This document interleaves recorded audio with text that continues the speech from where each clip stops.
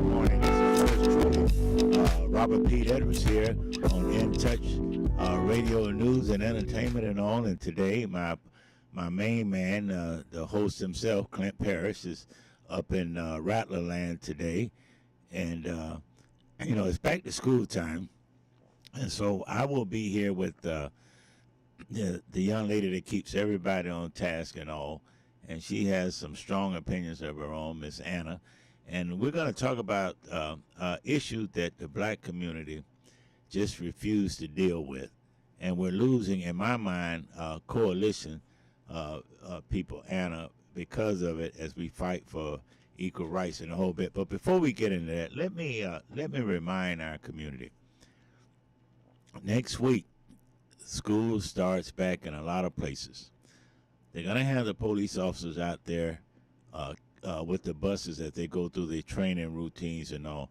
Folks, unless you got $400 to blow, don't be passing stop school buses. Don't be speeding in school zones. You hit a kid these days, it may be a relative of yours or whatever. You know what I mean, Anna? And they just out here passing stuff and doing their thing. Don't do that. Don't do that. Let's respect our children. I'm coming down MLK today in Tampa, and they're putting up the traffic light right there by Lomax and the C. Blythe Andrews Library, and that speed is 40 miles an hour. So with the three lights within from 22nd to 34th Street, they're going to have basically four lights. So let's hope that will make a difference. But as we get into the week, a lot of topics are going on. If you noticed last week, the police chief in Chicago had a live press conference and talked about over 40 people shot, young children being shot, and they're just tired of it. So you look at that, and then you look at the right wingers.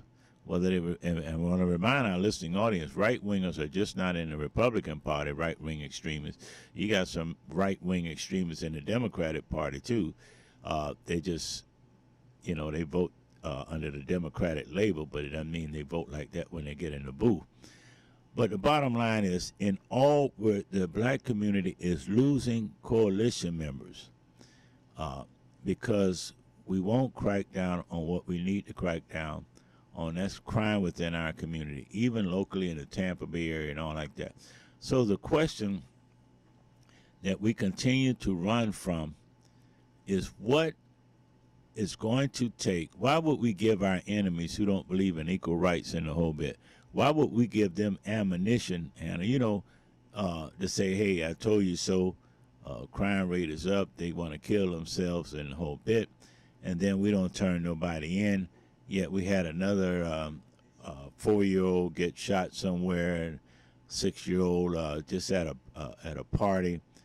People were at a restaurant. They just had, if you've seen on the news where this young man wasn't even 14 years old, this boy 14 or 16 years old, gunned down somebody.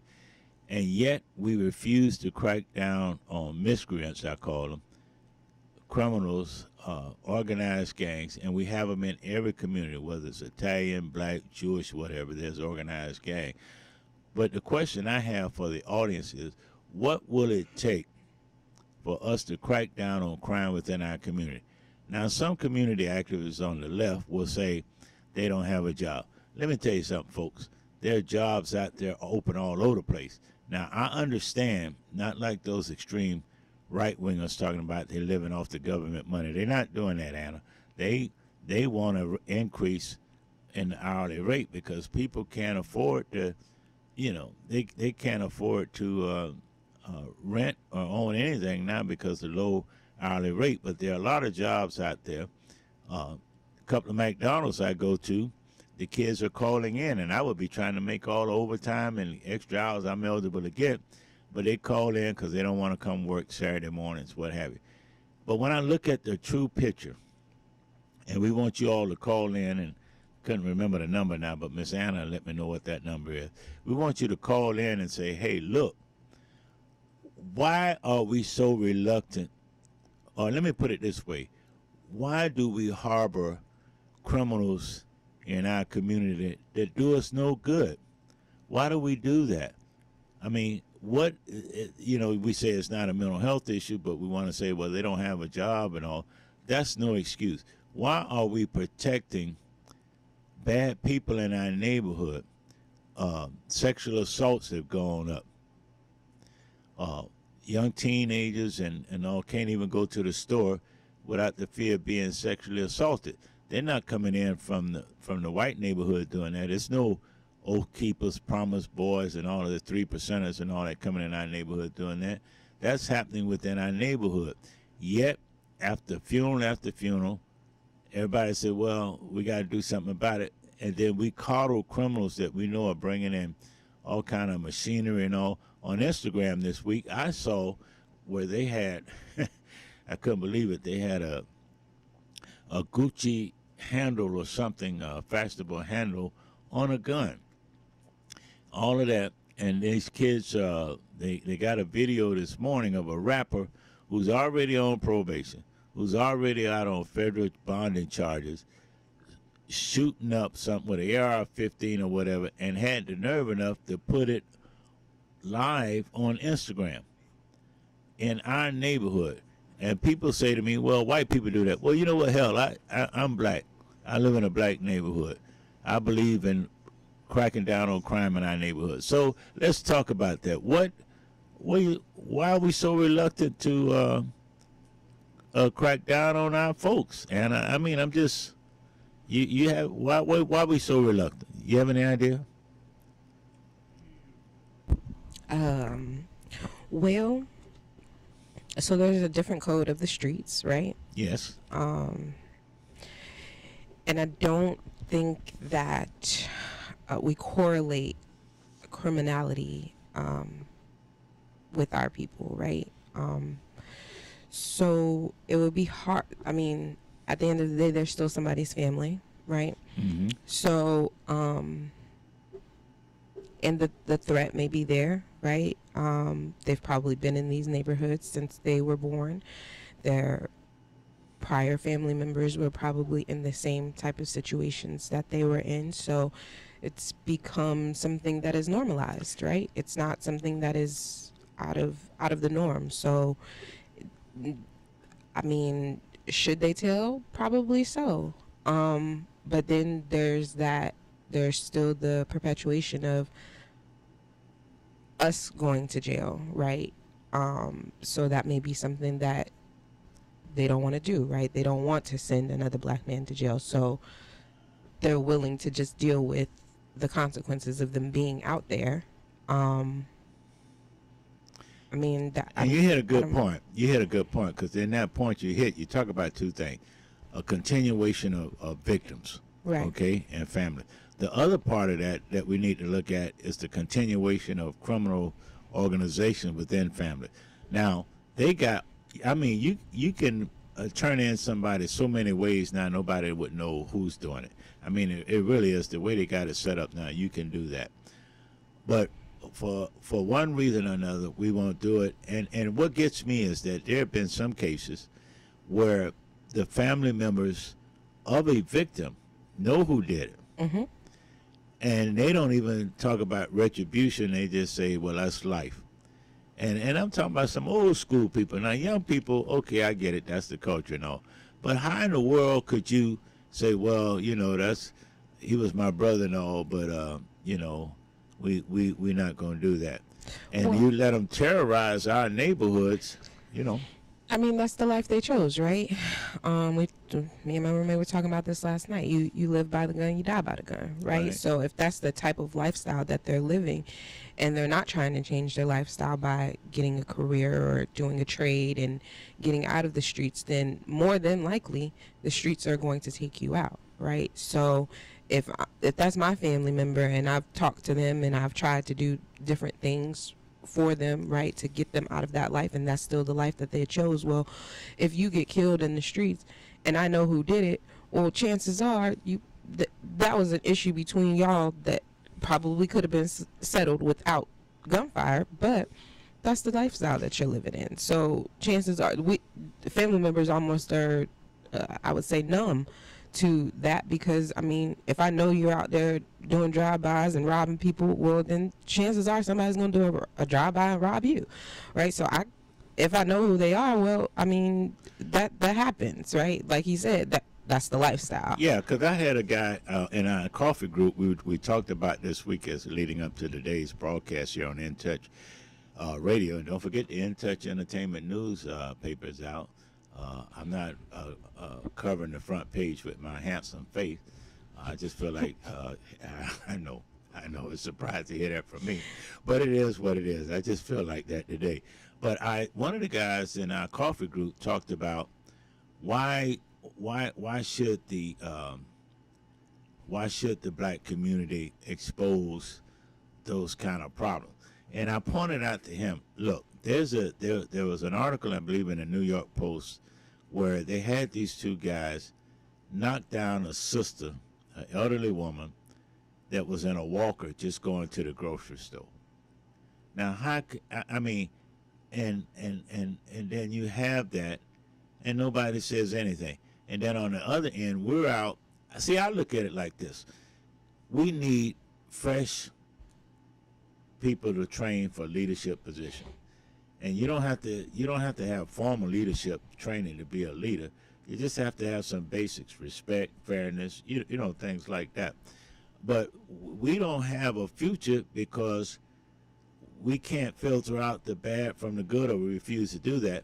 And then when you hear even those so-called liberals, politicians, including some black ones, talk about, well, why should this company give you money? Why should this group of people that used to be in the old civil rights movement give us money and everything like that, when we're going to crack down on issues like that? And it's a problem. We're getting beat up about it and all. And then the other piece that I thought was, had a white friend of mine pointed out, and he married to a black woman, but he pointed out some pictures where all of these young people got the machine guns and the whole bit. They got all the money, throwing it up in the air and all like that.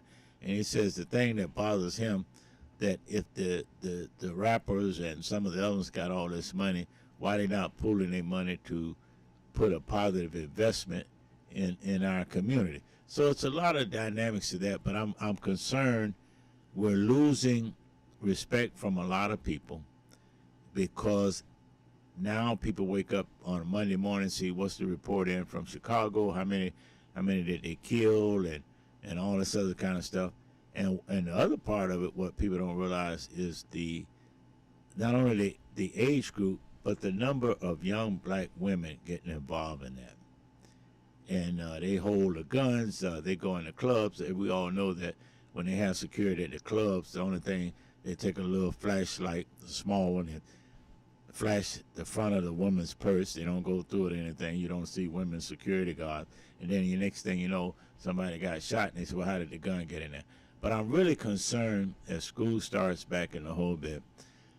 What does it, and I want to hear an honest opinion from our listening audience. You can tell them the number, Anna.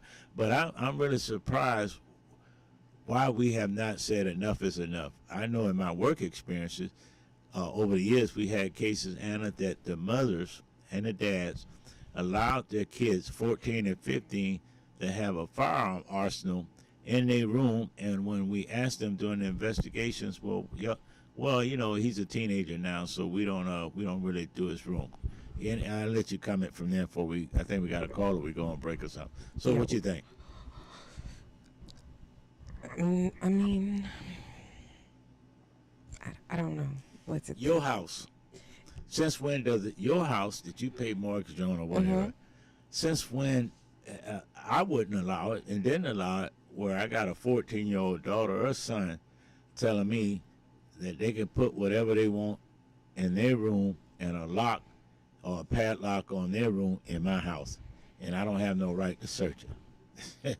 Now see, I don't know that they're saying that they don't have the right to search it, but if the parent is taking the stance of I don't want to, I'm not going to, then they're giving that power over to the child. I mean, if you're not willing to assert your power as the parent, right? Because you're supposed to be training them up, you're supposed to be teaching them. So, I mean, unless they're teaching them the the proper way to store a firearm and to use a firearm, which other cultures do that, right? Where it's not uncommon that a 14-year-old would know how to use a gun.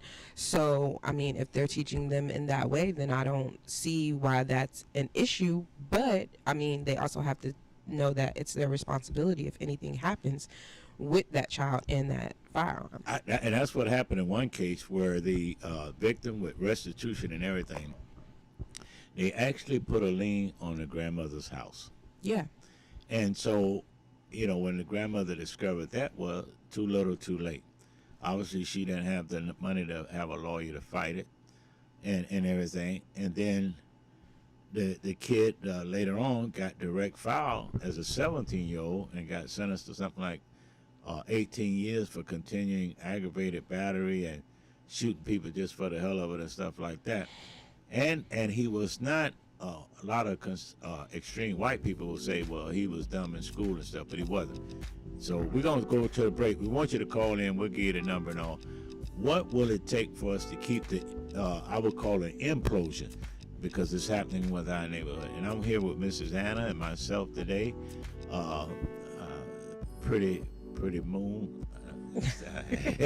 And so it's a cloudy day. We'll be right back on In Touch Radio News. All right.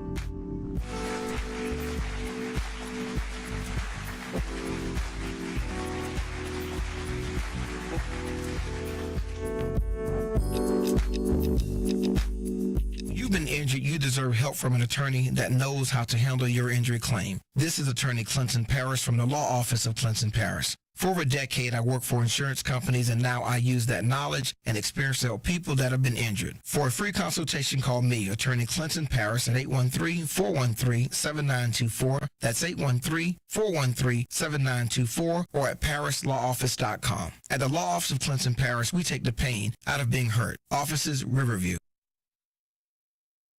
We're playing your favorite old school.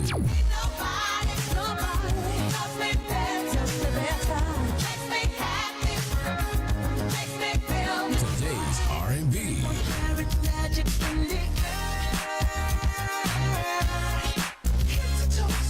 With a smooth touch of jazz. You're listening to In Touch Radio.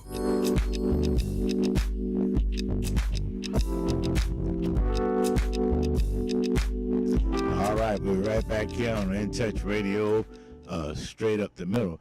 And now, if you want to hear some cool jazz, my boy Dale on In Touch Radio, I'm telling you, he's been all over the place. But join in, and we have some interesting conversations, business, anything you want to learn about the local community, especially if you're out of town and you want to come this way. All you got to do is go on the website, In Touch News website, In Touch Radio, the whole bit, and you'd be surprised of the they don't use this term anymore, smorgasbord. Well, that's the same thing as a buffet, y'all. I just want to tell you that. So we do that. When we got a call, Carl, come in, and what say you this morning as we talk about an issue we keep running from is we put it on everything like a jobs and the whole bit. But what say you about the key why we refuse to crack down on black crime? Are you there, Carlin? Good morning. Good morning, Pete. This is Clint giving a call in. How you doing this morning? Okay. All right, my brother. Listen, man, so every time, first of all, let me get something straight with you. Every time I don't show up for the show, you drift off to the right. This is why this show is called Straight Up the Middle. Pete. Hey. When you were saying first that there are unique issues within the African American community that does not plague America in general. That's the first thing. I think America across the board has issues with crime, employment, health, so on and so forth. Now, we may be affected at a greater rate by those dynamics, but I think America in general, we have those issues. The second one is the majority of the causes for those issues are not rooted within the African American community.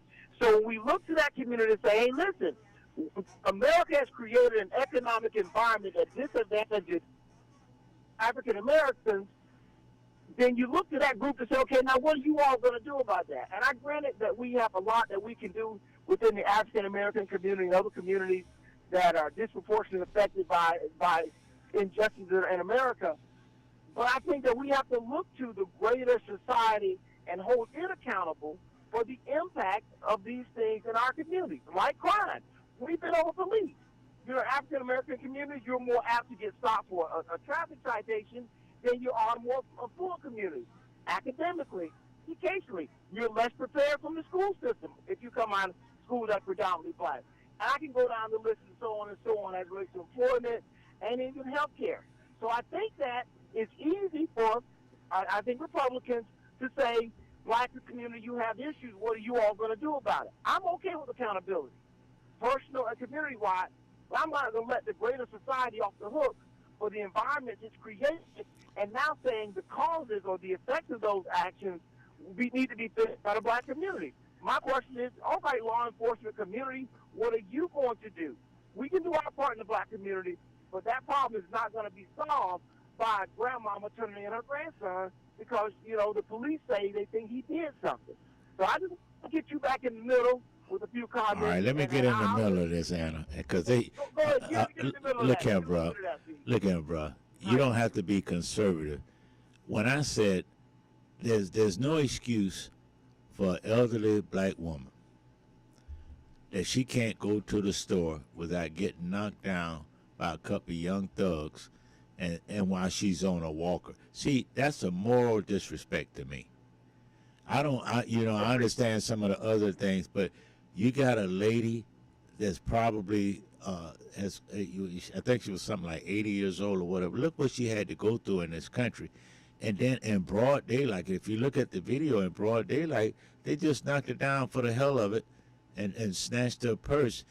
I regardless of what political level, I just think that it's morally wrong to do any woman like that, but to do a grandmama, a woman of color, a soul sister, a real spiritual soul sister, and let Anna chime in on that, because I'm trying to stay straight up the middle, my brother, but it's Saturday, so we do rock and roll from Friday night and lean one way or the other, you know what I'm saying?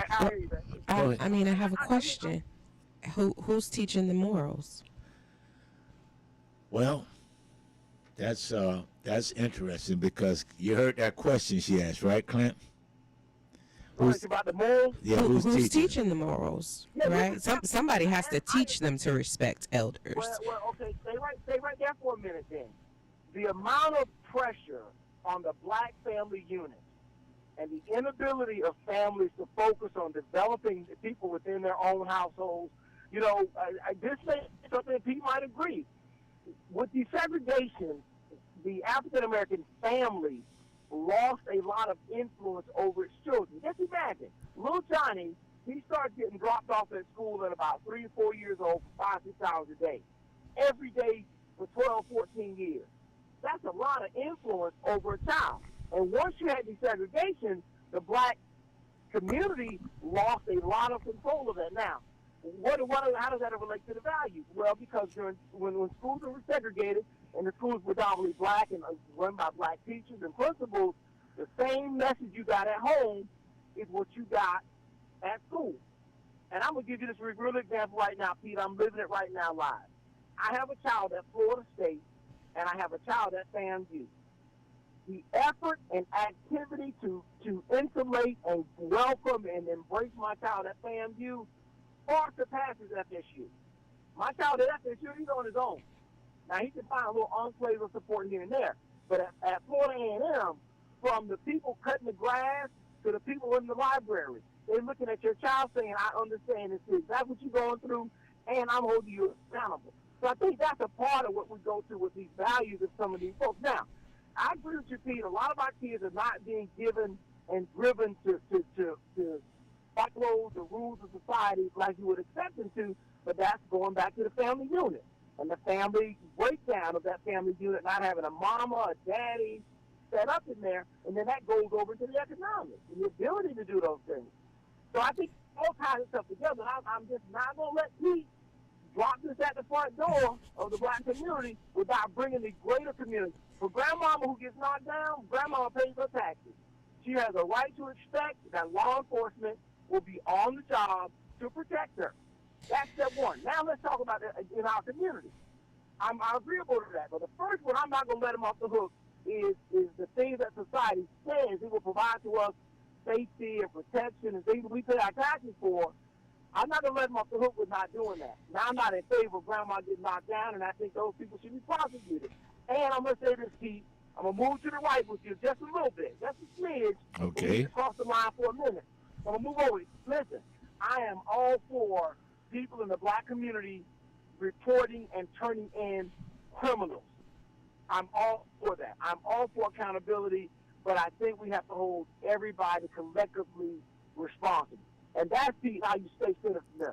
All right, Anna's going. I don't know what she'll defend me, but when you said you're gonna move over to the right a little bit, sound like you going from FAMU to FSU, and Gaines is right down the middle. You feel me on that, right? All right, Miss Anna, go ahead. So Clint, you mentioned segregation, but who asked for integration, right? Because we were forced into. We didn't have to do integration. We definitely could have kept our own neighborhoods, kept our own businesses, and continued to foster that family unit that we had. But we wanted to go to white people's stores and work for them. So we gave up that part of ourselves, not realizing that we also gave up our part in raising our own families and showing our families what we could do together. So now we think that it's their responsibility to treat us a certain type of way when we didn't treat ourselves that way. So in order for anybody else to look at us with respect and to treat us the way that we want to be treated, we also have to do that for ourselves first. If we do that for ourselves, it won't be a problem for anybody else to do it for us. If we're sitting here asking them to do something for us when they know if we band together, we're going to shut them out. Our economy is going to be better. They're not going to go for that, right? But we have to go for that. And when we go for that, it puts them in a position, you have to respect that. You have to. And well, absolutely. I think that one of the things no one probably oftentimes can really predict is the negative effects of something positive. And there are a lot of things that we have in this regard. You know, people say, oh, I want to go exercise. Go exercise. And you find out, wait a minute, my cartilage in my knees going bad. Well, there are always negative consequences, even when you take on good actions. And some people didn't anticipate. Now, there are people that fought against desegregation. People fought for segregation. And there were some pros and cons, and we got some pros and cons now that it's occurred. We just have to deal with those. I do not think the solution is segregating people away from other people, because that's almost impossible in America. If we had our own island someplace in an insulated world, maybe you can get away with that to a certain extent. But it's not realistic in America. I don't think it's impossible. They do it all the time. They got neighborhoods full of just them. We can do the same thing. And you know what, Clint? It's interesting you say that, because when I talk about rebuilding our communities, one of the questions that's always brought up is that we ask for outside money, but there's a substantial amount of money inside our communities that refuse to match what we could get, let's say, on the outside. And then when you talk about the crime issue and what have you, there's a lot of people concerned about that, but they say we're not concerned about it. So when we're going to go to this break on this Saturday overcast day, everybody's going back to school getting book bags, and we want you to take advantage of that at the churches and all. I'm going to be leaving. I got on my Milton colored shirt today, but I'm a yellow jacket, but I also work with the Young Lions, so we're giving out, Clint, today about 250 book bags to the drive-by at Middleton. So for a day, I use this voice to be a tiger. So let's go to break, and when we come back, we want you to call in and say, hey, give me at least two viable solutions that we can stay straight up the middle on, but stop having kids. You go in the corner of 50th and Sly, and somebody want to sell your gun at 10 o'clock in the morning. That's crazy. And you can call in at 813-444-9588, and we'll be back. All right.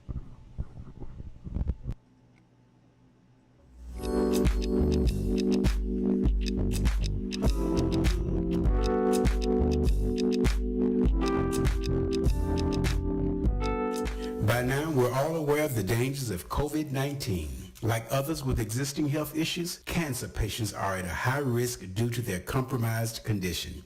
If you are newly diagnosed with cancer, your care likely can't wait. Moffitt Cancer Center is the best place for your cancer concerns and to provide guidance to help you plan your next steps. We're here for you. Call 1-888-456-2839 or go to moffitt.org/here for you. See you nodding your head and tapping your feet, and Touch Radio will be right back. Y'all be playing some of the best music I ever heard. With more of your OMG jams, we're In Touch Radio.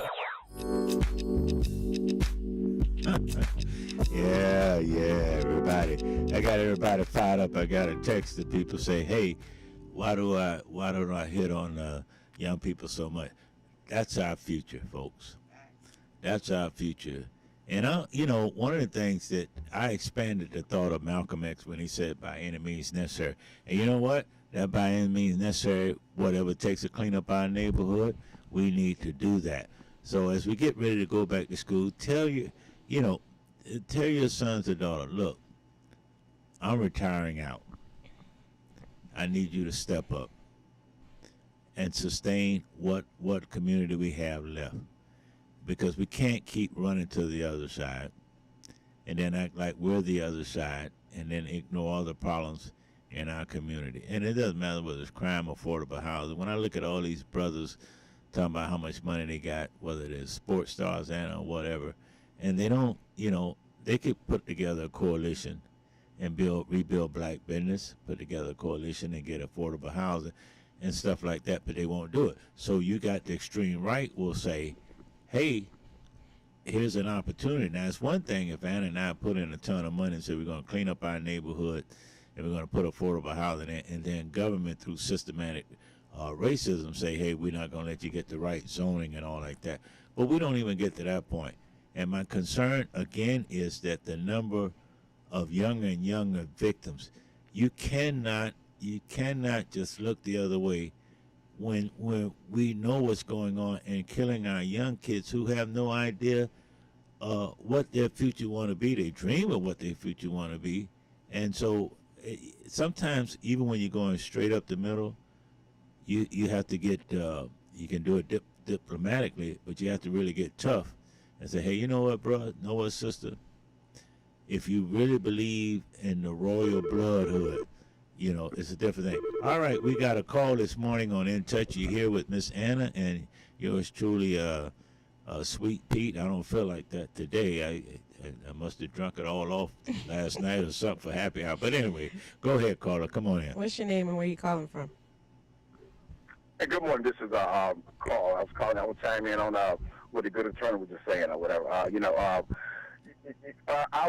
community do need a little bit more policing, as far as but not to the forceful part or whatever. Yeah, I mean, a lot of the community needs to get more involved as far as bringing up some of these guys to justice. But you also can look at some of the. I bet you that same day that black woman was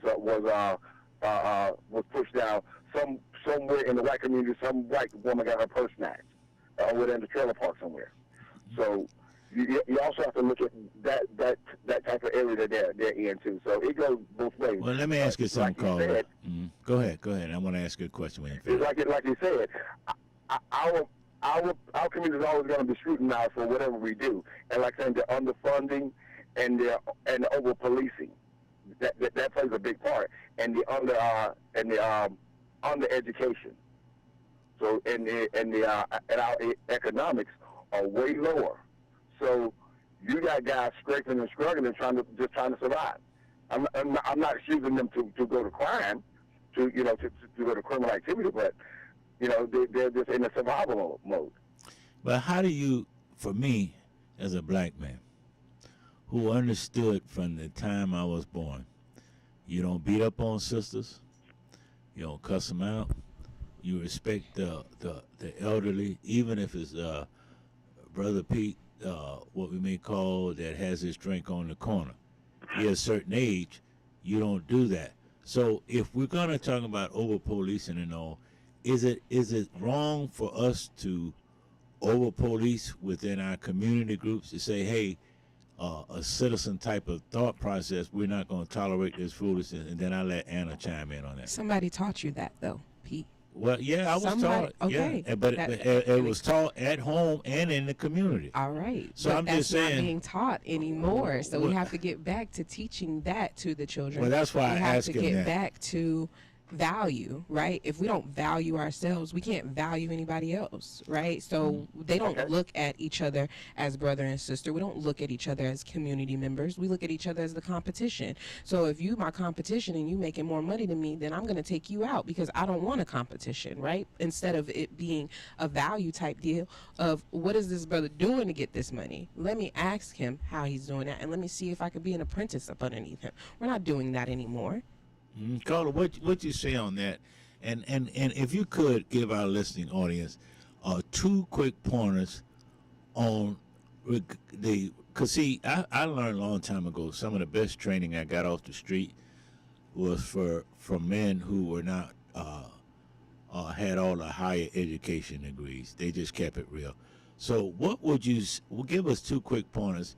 What role can men truly play that match up with reality where the kids can respect it and it gives them inspiration to move forward, to tighten up on this, eliminating all this violent crime against each other? It's bad enough white people want to do it against us, but it's worse when we recognize that and we help them put us in a hole by doing crime on each other. What do you say? Okay. Put more funding and more emphasis on the Big Brother program, and put that, and organize or say something, do something, give that community a little bit more something to be proud of. Then when you go to a community, I mean, you rehab these communities so they can afford some of those houses that being rehabbed. They're just underprivileged. So this funding or whatever, it should go down inside the community where it's really, really needed. Not, and that should be part of the infrastructure. Now, you hit on the right point there. And he hit on the right point. Let's see, we get a lot of funding, okay? But what happens is it doesn't funnel down really into the grassroots part.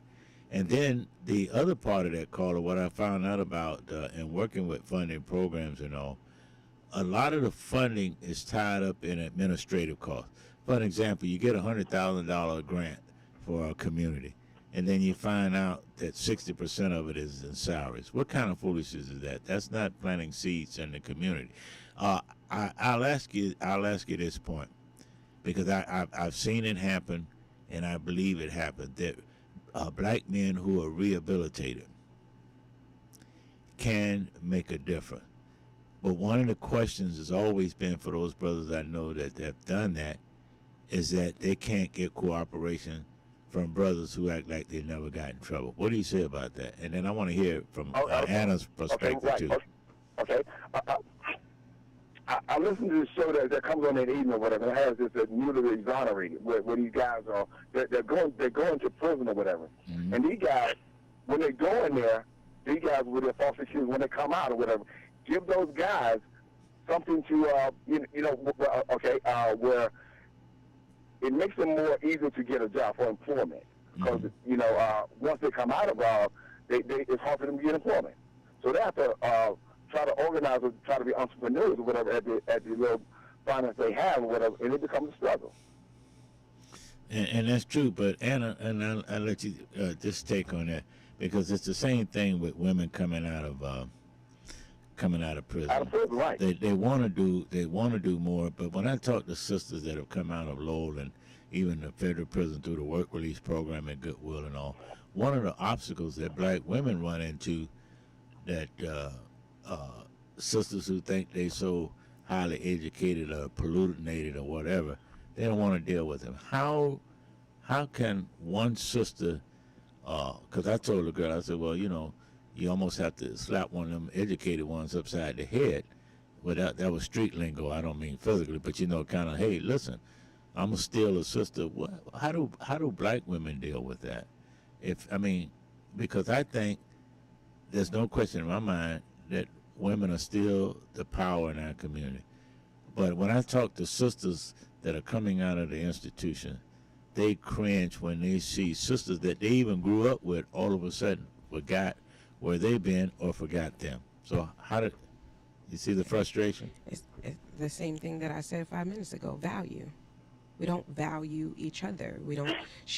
The woman who came out of incarceration is not valued by the woman who has gone on and got a higher education and got her a nice little paying gig. She doesn't value her. She doesn't look at her as a sister and says, okay, she's gone through something. Let me do what I can do with the power that I have gained to help her out. And the more that I help her, the better we all can be. Right? Mm-hmm. We do not value each other the way that we are. Yeah, because you know what? Here's a good street thought for you.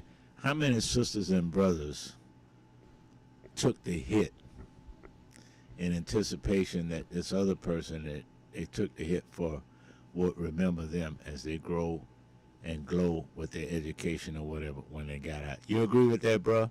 I know a whole lot of guys went down to protect upper black guys in the community, and then when they got out, they were just abandoned. That wasn't right, because it could have told on him, you know, especially in federal cases. What do you say?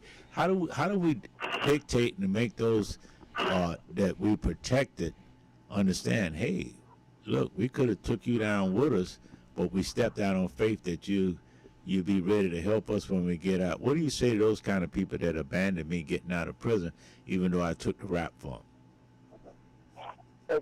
Well, then also, our law sometimes protects the criminal or whatever, something, you know, from prosecution. So there's a big chance that criminal may get off. He may get off or whatever, or then he have a connection, whatever. So the guy that snitched end up, you know, snitching or whatever, then he can get repercussions if you have, you know, do a relocation program where we get that guy out of the community. If you're going to get involved in prosecuting this guy, so he can't go back to the community. Well, that's true. And one of the things that I talk about all the time and when I'm out on the street is urging our community, look, this is our community. I've always taken the impression that if the city, for an example, got $500,000 for street improvements, my first goal is to make sure that in my community that 2 or 3 of my streets who have not got funding in 15 years for repayment or whatever, is to go down there and fight for those streets inclusion in that $500,000. So we're gonna let Anna finish this out, and then we're gonna go on a break. And we want you to take don't forget the In Touch newspapers out on the stand. Send in some opinions, some editorial opinions. I'm sure Darryl will review them, and if they're worthy, he'll put it in. And don't forget to listen to all the other business shows and everything that's listed in the In Touch radio website and also in the newspaper. Occasionally, Anna, I even wrote an op-ed piece myself. Got one coming up that talks about kingdom men versus real men. Is there a difference? We're gonna deal with that topic later on. Kingdom men versus real black men. Is it a difference, or are we twins, or are we neither? So Anna, take it from here. We're going on break now. You want me to sing that Pretty Moon song? I mean, we have to also remember that ownership is key, and when we don't own, we don't control it. Now explain that. What? Because people hear that term ownership, and they always think about financial ownership. But to me, I think about spiritual and community ownership. That, and you also have to own the land. I mean, you can ask the government to come down there and fix those roads, but if the majority of y'all are renters, well, the owners of those houses are the ones that the government is going to listen to, because that is technically who is paying the property taxes, right? You're not paying the property taxes, even though you're paying the rent. The owner of that property is paying the property taxes, and that owner probably doesn't live over there. So where the owner lives is where he's going to focus on the streets, right? He's going to advocate for the neighborhood that he actually lives in, not that the neighborhood that he's renting in. That he doesn't care about you. He just wants you to pay the rent so that he can pay the mortgage. And that's a good lesson for our community, especially young people, if you're listening. If you don't own it, they're not about to listen to you. They're listening to the owners, and that also goes into the education. The property owners are the ones who are determining the education. So if you are not owning, then you are putting yourself at a disadvantage because the government is not going to listen to you because you technically don't have the say-so that you think you have. That's what I'm talking about. People think because we pay a lot of our money in sales taxes, that's not as powerful as property taxes. You know what I'm saying? All right, is it break time for us? Okay, we're going to go on a break. It's been a fast-moving hour. And we want you to send in your comments to Clint, Daryl, Anna, and myself, and give us some ideas how we crack down on this crime, because we're going to be left out on the island by ourselves if we don't straighten it up, especially with school coming back in. So let's take this quick break on In Touch News. I behaved myself today. I just feel conservative today. You know what I'm saying? A real conservative. We'll be right back.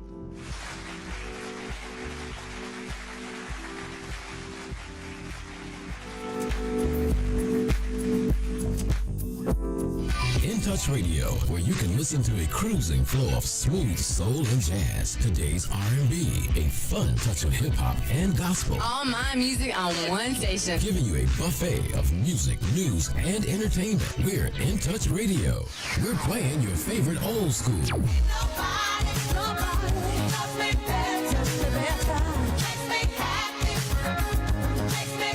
Today's R&B.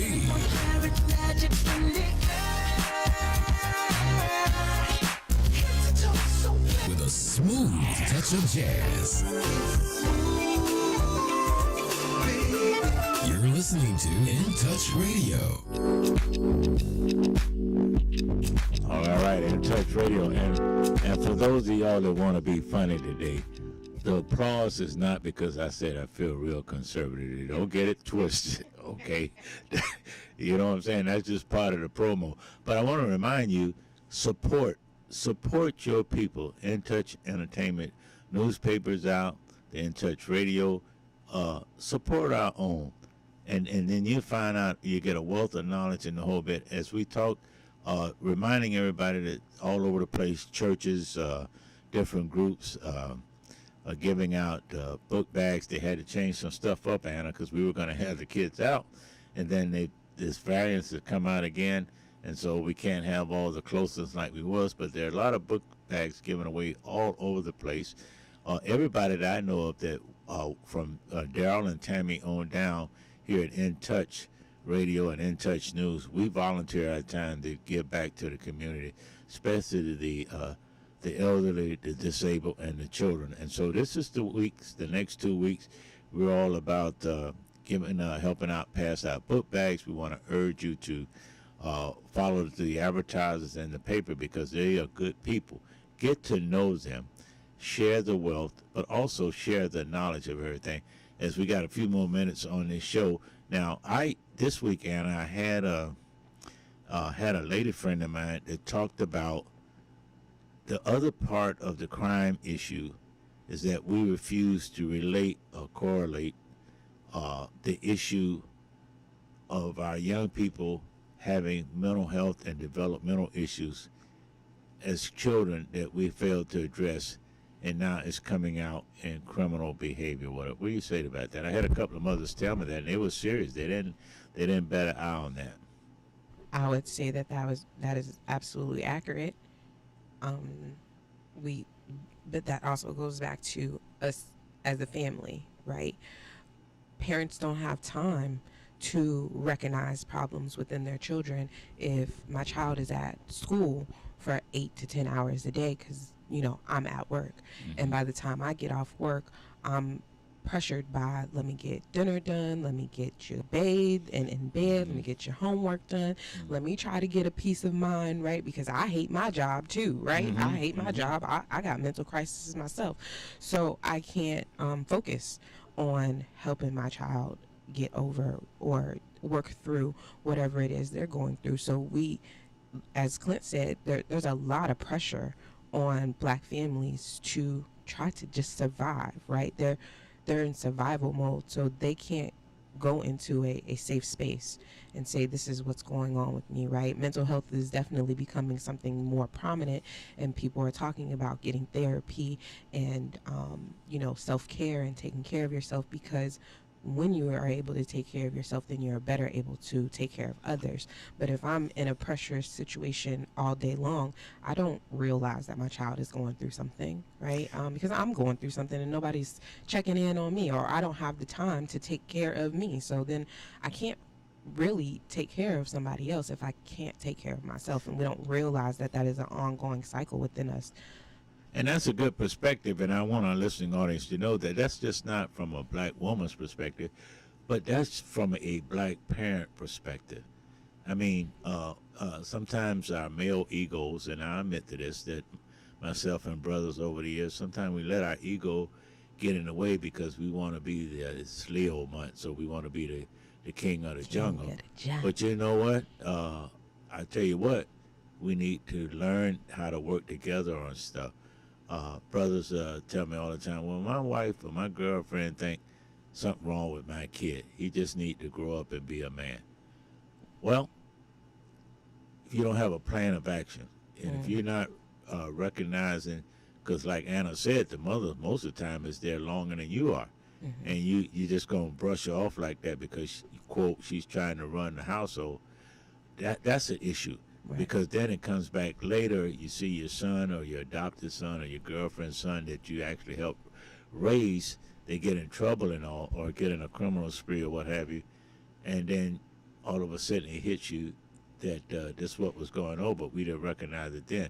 And mental health is a issue. If you look at some of the recent court cases, Anna, a lot of the young kids that are involved in violence and even sexual battery, they've had some mental health problems, including, and I'm going to allude to it because it is an issue, all these games and all this stuff on social media and all that they think is all right. And then when they get caught, get jammed up in it, then it's a crisis. So I wanted to bring that up because developmental screening does play a role in criminal behavior. Right. And there's also what I'm starting to notice is that there is a disconnect between reality and fantasy, right? If I am in a fantasy world all day, and fantasy is the computer, right? That is, you still have to tell the computer what to do. Absolutely. If I'm just doing games and I'm not really in touch with real life, then I think that it's okay. If I'm playing video games all day and all I'm doing is shooting folks all day, it doesn't occur to me that when I go out and use a real gun that, oh, this person doesn't just come back to life, right? Because in the video game, I can start my life over a million times. Yeah. And I could shoot them with all kinds of guns. But I don't make the recollection that in reality, that's not what happens. In reality, when you shoot someone, you could kill them, and then that consequence also falls back on you. So you don't get to do that in real life, right? That is a game, and so we don't teach them that this is different or even allow them to play these things when we know that that is psychologically messing with their brains. We also don't understand that developmental ages, that is where they learn the most. So if at 3 years old, all I know is how to get on the computer, and that's how I communicate. That's how I can hide behind whatever I'm going through, right? I don't have to tell people that I don't have any food at home. I don't have to tell people that my lights are off. I don't have to do any of those things, right? I can pretend to be a completely different person, and I don't have to face reality. And that contributes, as I told someone this morning getting coffee, that contributes to the black on black crime. Correct. If you got a limited boundary and you playing Grand Theft Auto and all them other games that shoot up everything and stealing cars and all like that, but you got a limited physical boundary where you live and all, then what happens? You go in that limited boundary and you practice what you think you can get away with on the game. Carjackings, shooting somebody in the head and all like that. And then, or what I really disdain a lot is these young people that have the nerve to get on Instagram within their own neighborhood, showing how they can fire the gun and all this other kind of stuff. And a limited environment makes it easy for them to be confined because they're easy to find. They have recognized cars, a license tag. They put everything. They put the parents' license tag on there and all. But that all contributes to environmental problem of crime in our neighborhood. So, you know, it's a foregoing struggle. People ask me all the time why I stay with it, because we have to have a transition period. If you look at Black history, whether it's look at what's happening in South Africa now. Look at the transition from Ghana to America. All of that. We have to have a transitional period, but we got to have the pieces in places, the people in places, the trainees in places to get it ready. It's going to be messy, yes. Sometimes you'll be overvalued and underappreciated, if I can say that. It's a joint effort. It can't be all men and it can't be all women. We can't ignore certain gender-specific groups because they're Black. They're not supposed to be like that. Listen, at the end of the day, we're all Black, and more than likely, we're all gonna find a way to congregate with each other, especially when we're hurting. And so, you agree with that? Because it's amazing to me. People disappear, but then when it really hits home, we set aside our differences and we cry together because we're hurting. And then during that mourning, that stages of grief, we recognize we could have done something more. Right, but when we recognize that we should be doing something more, that is also left right there where we were crying. We don't take that with us and say, let's do more from this moment on. We leave that right there where we were crying at. So it's there.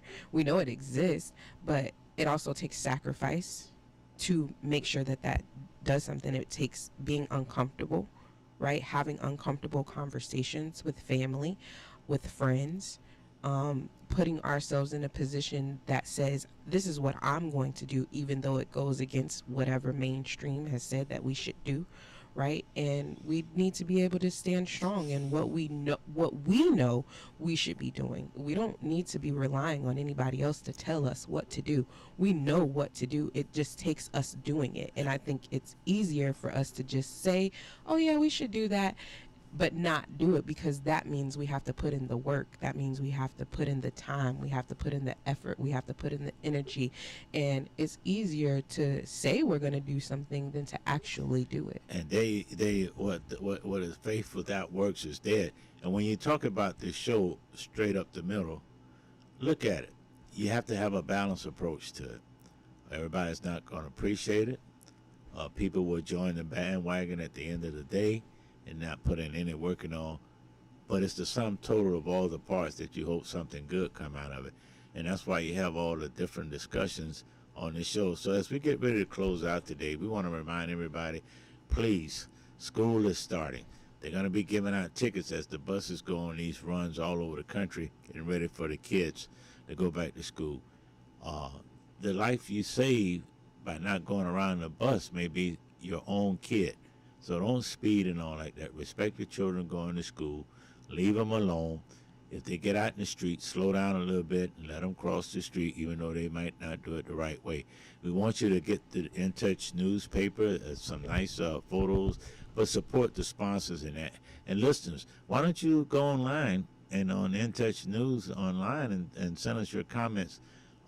We can't get stronger unless we clean up with that. So we're going to go out on this beautiful Saturday morning. I'm a yellow jacket, but I got on as we go over to Middleton to give out these book bags, the kids got to be in the car with their parents.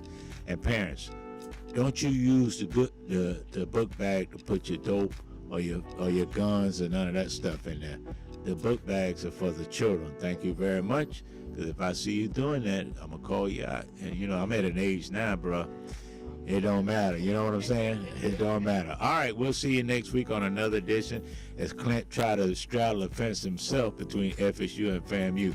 And it's funny when the kids get together, they're all in the same. They just hanging out in Tallahassee, top flight or somewhere, the moon or whatever the case may be. All right, we'll see you next week on another edition of In Touch.